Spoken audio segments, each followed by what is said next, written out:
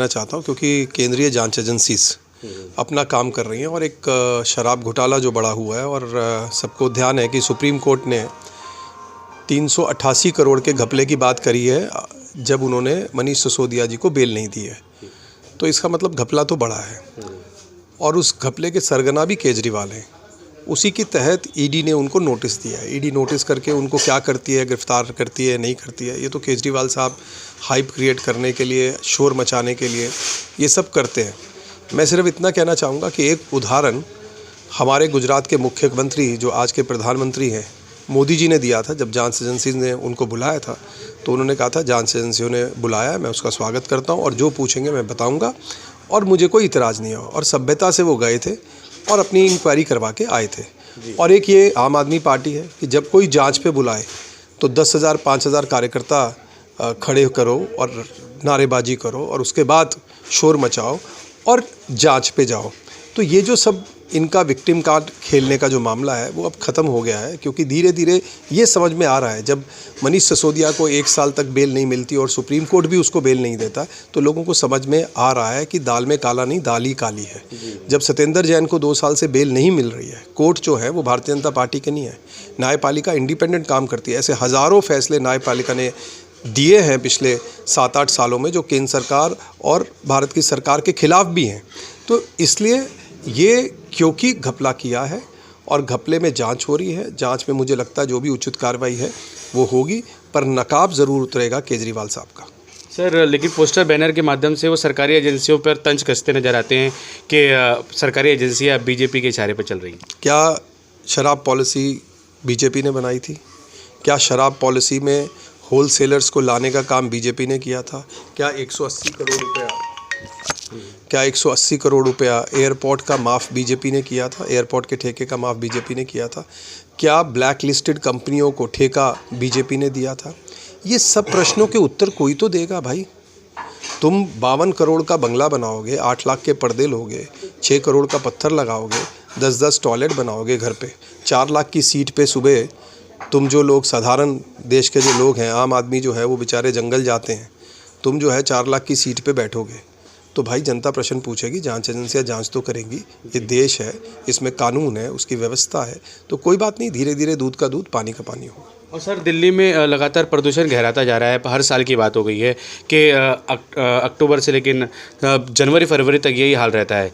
तो सर, पड़ोसी राज्यों को दोषी ठहराया जा रहा है, वो उसके लिए भी क्या कुछ कहेंगे? अब तो स्टडी आ गई ना कि हरियाणा ने पराली जो जलाने का मामला है वो सिर्फ 30% रह गया, और पंजाब में जहाँ ये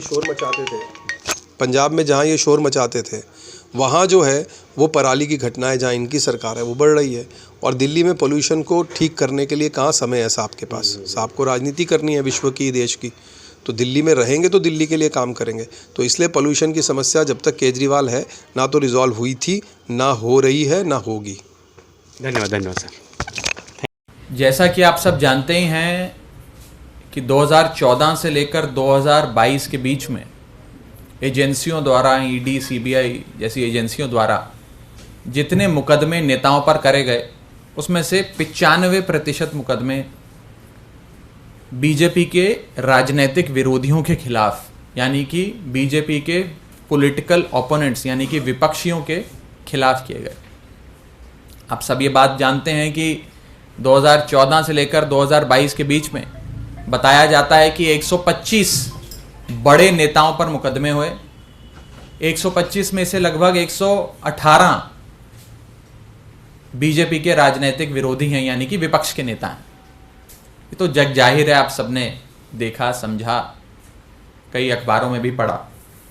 और बड़े बड़े नेताओं पर मुकदमे किए, मनीष सिसोदिया से लेकर संजय राउत तक, राहुल गांधी से लेकर सोनिया गांधी तक, पी चिदम्बरम से लेकर फारूक अब्दुल्ला तक, अनिल देशमुख से लेकर नवाब मलिक तक, सारे जो बड़े शीर्ष नेता हैं अपनी अपनी पार्टियों के, उन पर मुकदमे दर्ज करे गए और केसेस को पकाया इस तरह गया कि जब मौका मिलेगा, चुनाव नजदीक आएगा, राजनीतिक परिस्थितियां बदलती नजर आएंगी, तो समन भेजकर उनको बुला लेंगे, एजेंसियों के चक्कर कटवाएंगे, और फिर भी वो नेता नहीं माना तो उसे पकड़ के जेल में डाल देंगे। ये चलता आ रहा है। और इस बीच एक बड़ी राजनीतिक डेवलपमेंट होती है। वो बड़ी राजनीतिक डेवलपमेंट है इंडिया गठबंधन का बनना। इंडिया गठबंधन के बनने से भाजपा पूरी तरीके से डर गई, घबरा गई, और भाजपा को ये समझ में आ गया कि अभी तक वो ये तमाम पार्टियां अलग अलग चुनाव लड़ती थी, वोट बढ़ जाता था तो बीजेपी सीटें जीत जाती थी, सरकार बना लेती थी। लेकिन इंडिया गठबंधन बनने के बाद सारे एकजुट होकर अगर चुनाव लड़ते हैं, भाजपा के एक प्रत्याशी के खिलाफ इंडिया गठबंधन का एक प्रत्याशी चुनाव लड़ता है, तो भाजपा की सीटें कम होती हैं और भाजपा हार के नजदीक आ जाती है और लगभग हारती हुई नजर आती है। ये डर कहीं ना कहीं बीजेपी को सता रहा है, और इसी के चलते हमारे सूत्र हमें बताते हैं कि एक योजना बनी है। इन पुख्ता सूत्रों का कहना है ये योजना है कि जो टॉप लीडरशिप है इंडिया गठबंधन के पॉलिटिकल पार्टीज की, जो मेन नेता हैं इंडिया गठबंधन के, उन्हें पकड़ के जेल में डाल दो। जब टॉप नेता जेल में डाल दिया जाएगा तो वो चुनाव कैसे लड़ेगा? वो तो कोर्ट, कचहरी, वकील, एजेंसी, जेल के चक्कर काटता रह जाएगा। पार्टी कैसे चलेगी?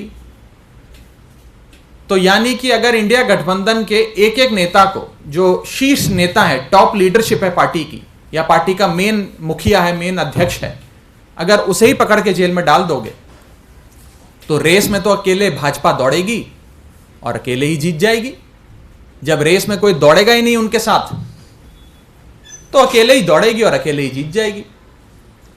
इसी श्रृंखला में एक योजना बनी है, और उस योजना में पहला अरेस्ट दिल्ली के मुख्यमंत्री अरविंद केजरीवाल का भाजपा की एजेंसियां करने जा रही हैं। दिल्ली में 7 लोकसभा की सीटें हैं। इंडिया गठबंधन अगर एकजुट होकर लड़ता है तो 7 की 7 सीटें बीजेपी हार रही है। आप भी जानते हैं, हम भी जानते हैं। और ये 7 की 7 की सीटों की हार बीजेपी को इतना सता रही है कि वो अपने अरेस्ट की शुरुआत दिल्ली से करने जा रहे हैं, और पहला अरेस्ट अरविंद केजरीवाल जी का करेंगे, ताकि इन 7 सीटों पर आम आदमी पार्टी लड़ने लायक ना रहे। जब नेता ही नहीं होगा तो पार्टी कैसे चुनाव लड़ेगी? और अरविंद केजरीवाल जी को जेल में डालो, 7 सीटें दिल्ली की अपनी जेब में डालो। ये भाजपा का लक्ष्य है। इसके बाद ये लोग अगला अरेस्ट जो करने जा रहे हैं वो एक ऐसे राज्य का है जिसमें 14 सीटें आती हैं। 14 की 14 लोकसभा सीटों पर भाजपा की हालत खराब है, और ये झारखंड राज्य, जिस राज्य में जेएमएम पार्टी की सरकार बनी, जब से हेमंत सोरेन साहब वहाँ के मुख्यमंत्री बने, तब से उनकी लोकप्रियता इतनी बढ़ती गई कि वो भाजपा जो 2019 में 14 में से 12 सीटें झारखंड की जीती थी, आज 14 में से 4 सीटें भी जीतती नजर नहीं आ रही है। इसी के चलते अगला अरेस्ट वे हेमंत सोरेन साहब का करेंगे, और झारखंड की रेस में अकेले ही भाजपा दौड़ेगी, अकेले ही जीतेगी। ये लक्ष्य है। इसके बाद बिहार के राज्य में, जहां पर पिछली बार नीतीश कुमार के सहारे भाजपा 2019 का लोकसभा चुनाव लड़ी थी, शानदार प्रदर्शन रखा था, 40 में से 39 सीटें जीती थी। उस राज्य में जब से नीतीश कुमार जी ने उनका दामन छोड़ा और आरजेडी और जेडीयू ने मिलकर सरकार बनाई, तभी से ये योजना बन गई कि आरजेडी की टॉप लीडरशिप जो है उसे पकड़ के जेल में डालो। इसी श्रृंखला में अगला अरेस्ट आरजेडी के नेता तेजस्वी यादव का हो सकता, ताकि आरजेडी पूरी तरीके से बैठ जाए और बिहार में चुनाव लड़ने लायक ना रहे। रेस में अकेले भाजपा दौड़ेगी, अकेले जीत जाएगी। इसके बाद अगला राज्य जहां पर भाजपा की एजेंसियां अपनी दस्तक देने वाली हैं वो है वेस्ट बंगाल। बंगाल वो राज्य जहां पर भाजपा ने पूरे दमखम से राज्य का चुनाव लड़ा, विधानसभा का चुनाव लड़ा, खूब पैसा भी खर्चा, समय भी लगाया, नेताओं को, बड़े से बड़े नेताओं को उतारा, लेकिन कुछ खास नहीं बना।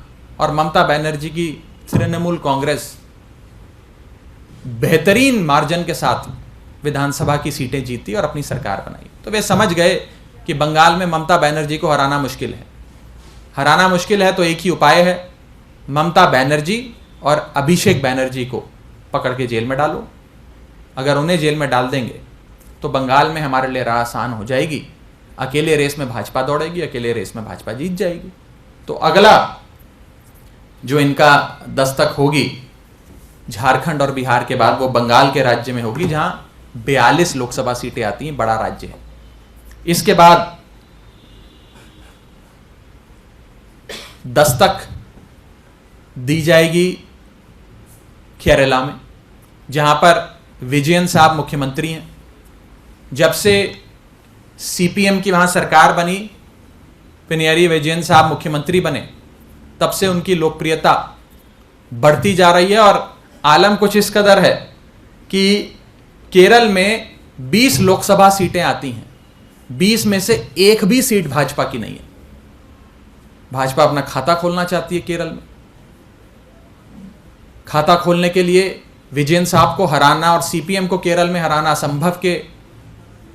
असंभव है, बहुत मुश्किल है, बहुत कठिन है। आसान बस इतना है कि केरल के मुख्यमंत्री पिनराई विजयन को पकड़ के जेल में डालो। वो जेल जाएंगे तो पार्टी चुनाव नहीं लड़ पाएगी, पार्टी चुनाव नहीं लड़ पाएगी तो भाजपा की जीत निश्चित है। ये 4-5 मुख्य अरेस्ट करने के बाद अगली दस्तक जो भाजपा की एजेंसियां देंगी वो तमिलनाडु में। तमिलनाडु फिर एक ऐसा राज्य जहां पर लोकसभा की 39 यानी कि 39 सीटें आती हैं, बड़ा राज्य है। और इन 39 सीटों में से एक भी सीट भाजपा की नहीं है। तमिलनाडु में एक बड़ा राजनीतिक दल जो बीजेपी के साथ अलायंस में था, बीजेपी के साथ गठबंधन में था, AIADMK, वो भी बीजेपी का साथ छोड़ के चला गया। तमिलनाडु में भाजपा की हालत पतली है। तो तमिलनाडु में एंट्री करने के लिए, कुछ सीटें तमिलनाडु से लोकसभा की बटोरने के लिए, अपना खाता खोलने के लिए सबसे आसान काम है कि MK स्टैलिन जो वहाँ के सबसे लोकप्रिय नेता हैं, मुख्यमंत्री हैं, उनके करीबियों को पकड़ के जेल में डालो। और आप देख ही रहे हैं कि कैसे उनके एक मंत्री सेंथिल को इन्फोर्समेंट डायरेक्टरेट ने पकड़ के जेल में डाल दिया, और नेताओं को अब बहुत जल्द पकड़ा जाएगा। और MK स्टैलिन को, उनकी पार्टी को कमज़ोर करो ताकि वो तमिलनाडु में इलेक्शन लड़ने के काबिल ना बचे। उसके बाद अगली दस्तक तेलंगाना में दी जाएगी, जहाँ पे फिर आने वाले राज्य का चुनाव और आने वाला राष्ट्रीय चुनाव दोनों भाजपा बुरी तरीके से हार रही है। और वहाँ पर BRS पार्टी बहुत मजबूत है। तो BRS पार्टी को दौड़ से हटाने के लिए BRS के शीर्ष नेतृत्व KCR और उनकी बेटा और बेटी को अरेस्ट करने की तैयारियां चल रही हैं। इसी श्रृंखला में आखिरी दस्तक जो दी जाएगी वो महाराष्ट्र में दी जाएगी। महाराष्ट्र वो राज्य जहां पर भाजपा ने शिवसेना के साथ मिलकर और शिवसेना के भरोसे 2019 में बहुत शानदार प्रदर्शन किया, बड़ी सीटें बटोरी। लेकिन जब से शिवसेना ने भाजपा का दामन छोड़ा, अपने रास्ते गई, तब से भाजपा वहां कमजोर हो गई। और आज जो बैकडोर से महाराष्ट्र में सरकार बनाई है, उसके चलते लोगों का प्यार, आशीर्वाद और सहानुभूति सब उद्धव ठाकरे के साथ और उनकी पार्टी और उनके गठबंधन के साथ है। तो अंत में आखिरी शिकार भाजपा का होगा महाराष्ट्र में, जिसमें उद्धव ठाकरे साहब को कमज़ोर करने के लिए, शरद पवार साहब को कमज़ोर करने के लिए उनके पार्टी के जो मेन नेता हैं उन्हें पकड़ के जेल में डाला जाएगा। अल्टीमेट गोल, जो सबसे बड़ा उद्देश्य भाजपा का है, वो ये है कि एक ही पार्टी इस देश में बचे और एक ही नेता इस देश में बचे, बाकी सारी पार्टियां समाप्त हो जाएं। कोई पार्टी कोई भी राज्य में चुनाव लड़ने लायक ना रहे, ताकि ना रहेंगी विरोधी पार्टियां, ना लड़ पाएंगे विरोधी पार्टी के नेता चुनाव, ना रहेगी बांस, ना बजेगी बांसुरी। ये हमारे सोर्सेज पुख्ता तौर पे हमें बता रहे हैं कि आने वाले समय में ये सारी चीज़ें इसी श्रृंखला में, जिस ऑर्डर में मैंने आपको बताया है, ये सारी चीज़ें होने जा रही हैं। ये बेहद खतरनाक है, देश के लोकतंत्र के लिए खतरनाक है। अगर देश में पार्टियां ही नहीं बचेंगी, नेता जेल में डाल दिए जाएंगे, नेता ही नहीं बचेंगे, फ्री एंड फेयर इलेक्शंस ही नहीं होगा, लोकतंत्र ही नहीं बचेगा, तो हमारे देश की जो नींव है वो हिल जाएगी। हमारे देश की इमारत जिस नींव पे खड़ी है वो नींव नहीं बच पाएगी। एक बहुत खतरनाक खेल देश के लोकतंत्र के साथ खेला जा रहा है। इसकी चिंता आपको भी है, हमको भी है, और 135 करोड़ भारतीयों को है। नमस्कार भाइयों बहनों, गैस का चैम्बर बनी हुई दिल्ली में प्रत्यक्ष को प्रमाण की आवश्यकता नहीं है। मैं इस समय जनकपुरी में बाहर खड़ा हूँ। आप देखिए, ये पेड़ देख के आपको पता चल जाएगा कि प्रदूषण का लेवल कितना है। इंसान तो इंसान, जानवरों का भी जीना बिल्कुल मुहाल हो गया है। इतनी बुरी हालत हो चुकी है दिल्ली की कि पूरा गैस का चैम्बर बन गया है। मैं सुबह से कोविड के बाद कितने टाइम बाद मैंने जाके आज मास्क लगाया है। सांस लेना मुश्किल हो गया है। सारे हॉस्पिटल आप जाके चेक करिए, COPD, OPD सारे पेशेंट्स भरे पड़े हैं वहाँ पर। चेस्ट कंजेशन के पेशेंट हैं, ब्रोंकाइटिस बच्चों में भरपूर फैला हुआ है। हार्ट के इतने एलिमेंट हो रहे हैं, देखिए हार्ट अटैक, हार्ट फेलियर क्यों हो रहे हैं? बिकॉज पॉल्यूशन है, कोई सांस नहीं ले पा रहा है। अच्छे खासे लोग हाइपोक्सिया के शिकार हो रहे हैं, जिसको हम ऑक्सीजन की कमी बोलते हैं। वापस ऑक्सीजन कंसनट्रेटर खुलने शुरू हो गए, वापस CPAP IPAP शुरू हो गया। ये क्या माहौल बना दिया दिल्ली की सरकार ने। आप देखिए, आज दिल्ली में 700 से ऊपर, कल नोएडा में 800, मतलब ये हो क्या रहा है देश में? इतना पैसा हमारे जनता का टैक्स हार्ड एंड मनी आप लोगों ने ख़त्म किया। पिछले 9 साल में आपने एक ढिले का काम नहीं किया। कभी पराली का बहाना, अब पराली में आपकी सरकार है तब भी आप कुछ करके राजी नहीं है, क्योंकि आप कैसे करेंगे? अपने ऊपर कैसे मारेंगे? हर स्टेट में ये हाल है। पराली छोड़ दीजिए, आप ये देखिए गाड़ियाँ इतना पोल्यूशन कर रही हैं, इनको देख के आप हैरान हो जाएंगे। और 90% लोग आपको अब दिखेंगे कि सब के सब मास्क पहनना शुरू हो गए। मेरी केंद्र सरकार से मांग है कि इसको संज्ञान लें, और दिल्ली सरकार अगर कुछ वाकई करना चाहती है तो मुझे लगता नहीं आप कुछ करें। आप अपनी पोजीशन की जगह आप दिल्ली वासियों की चिंता करें कि दिल्ली वासियों की ज़िंदगी को और नर्क होने से बचा दें, और किसी भी तरह आप ये मेजर लें। अगर आपके बस का नहीं है तो आप अपने हाथ खड़े करके थैंक यू वेरी मच करके साइड हो जाएंगे, लेकिन जनता को त्राही करने से बचाएं। आप ये मैसेज को फॉरवर्ड करिए। दिल्ली वासियों से मेरी रिक्वेस्ट है, हर एक को पता चलना चाहिए आज दिल्ली गैस का चैम्बर बन चुकी है। अब ये ज़िंदगी और मौत का सवाल है, अब चुप बैठने का समय नहीं है। आपका बहुत बहुत धन्यवाद।